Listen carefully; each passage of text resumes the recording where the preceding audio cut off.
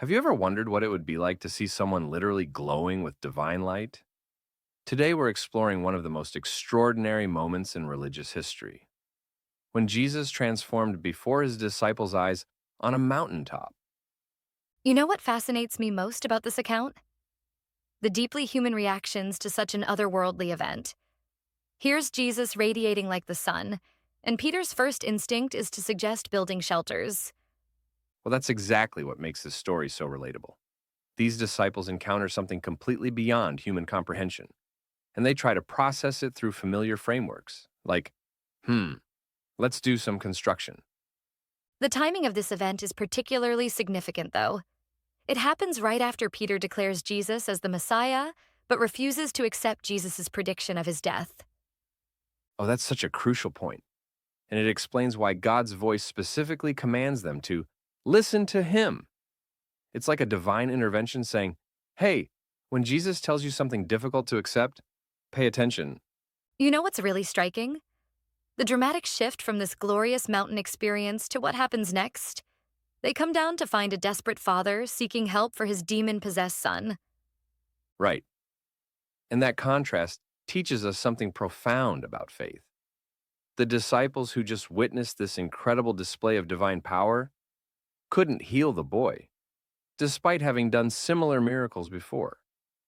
Jesus uses this to teach that even tiny faith, properly placed, can move mountains. Well, that brings up an interesting question. Why couldn't they heal the boy this time? They'd successfully performed miracles before. Jesus suggests it was about their faith being so little. But here's what's fascinating. He doesn't tell them they need more faith, just that faith the size of a mustard seed is enough when it's placed in him. It's not about quantity, but about recognizing who Jesus really is. The way this whole chapter ends is quite remarkable, too, with this seemingly mundane issue about the temple tax. But even there, Jesus reveals something profound about his identity. Oh, exactly.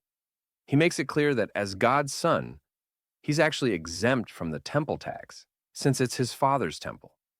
But then, and this is what's so interesting, he chooses to pay it anyway, through this miraculous fish catching incident. That really shows how Jesus balanced his divine identity with practical wisdom, doesn't it?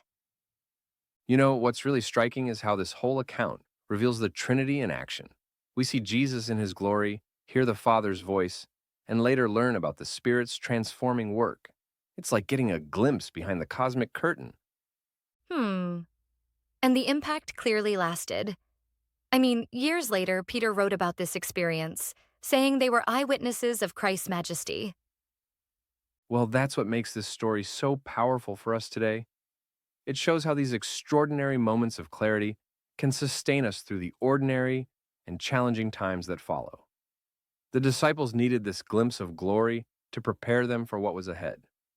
So, what you're saying is that the mountaintop experience wasn't just for its own sake, it had practical implications for their faith journey. Exactly right. And here's what's really fascinating. When Moses and Elijah appear, they're discussing Jesus' departure using the Greek word exodus.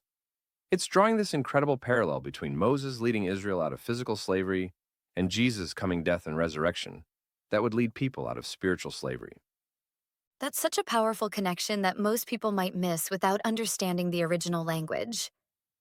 And you know what? It all comes down to this beautiful balance. Jesus revealing both his divine glory and his practical care for human needs. Whether it's touching his terrified disciples to comfort them or providing a coin in a fish's mouth for taxes, he's showing us who he really is. Well, that really brings it full circle. From the highest heights of divine revelation to the everyday needs of human life. Like, that's exactly why this account matters so much. It shows us that following Jesus isn't just about spectacular moments. It's about trusting him in both the extraordinary and the ordinary. The mountain prepares us for the valley, but most of life happens in between.